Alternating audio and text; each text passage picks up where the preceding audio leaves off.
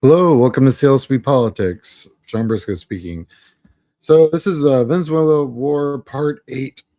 This series has gotten a little out of hand. What we're seeing is a lot of what I'm calling the domino effect. These are all things that I talked about in my previous videos, but now they're all literally happening and impacting each other as they go along.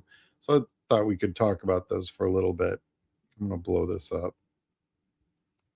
So, first thing, the Senate got off its butt.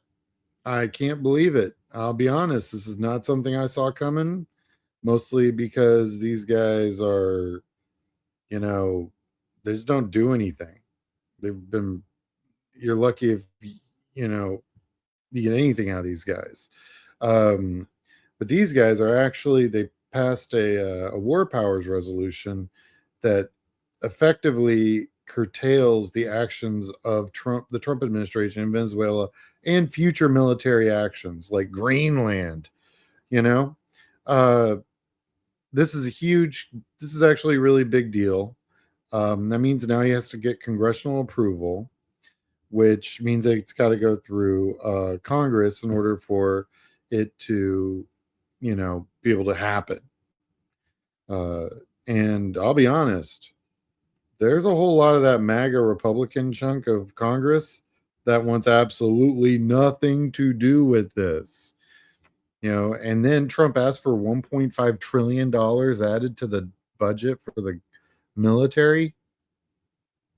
I mean, that's a 50% increase. It's insane. Anyway, not feeling like it's going to go over very well with MAGA.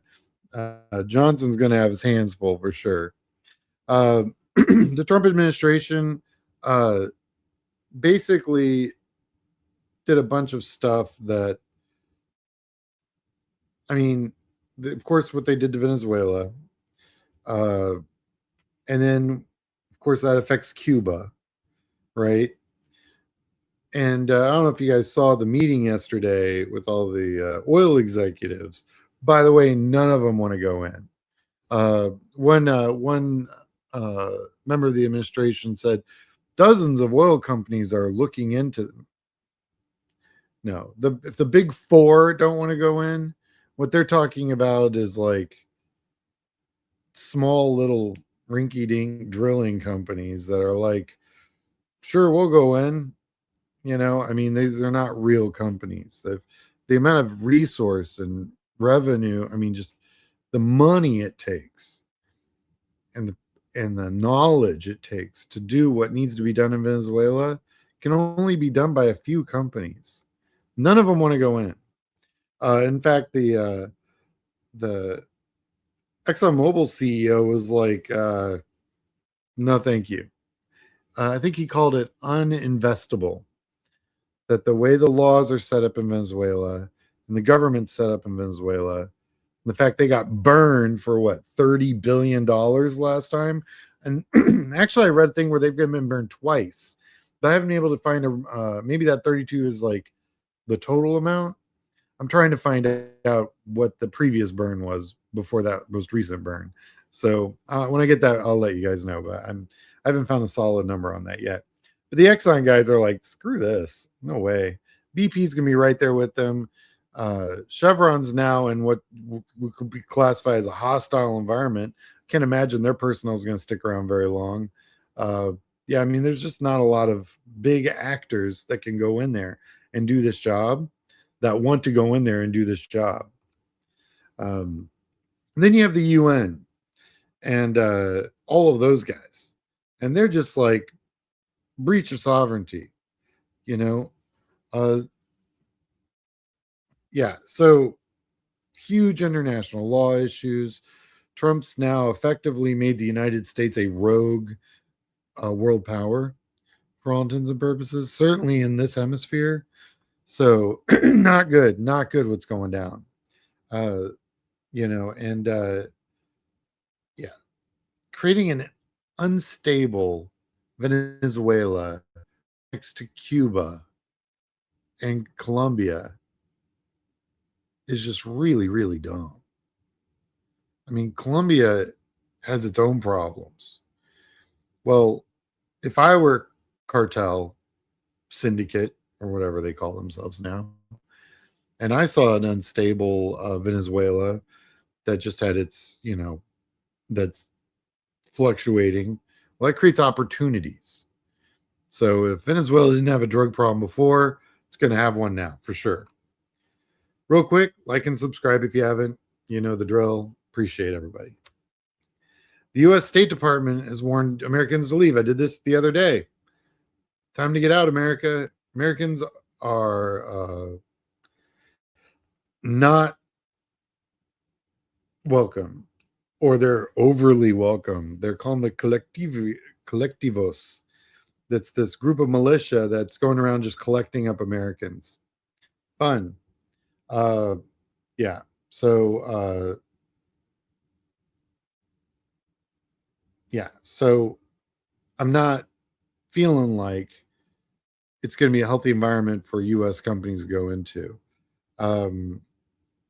So anyway, it's just it's just bad news. So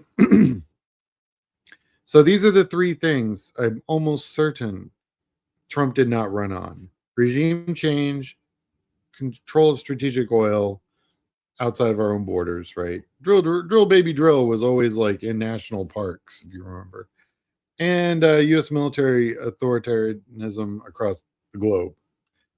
Almost certainly ran on exactly the opposite of that. So my feeling is that Trump is going to have a huge headache on his hands internationally. Nationally, they've literally put handcuffs on him, which he is guaranteed to push against.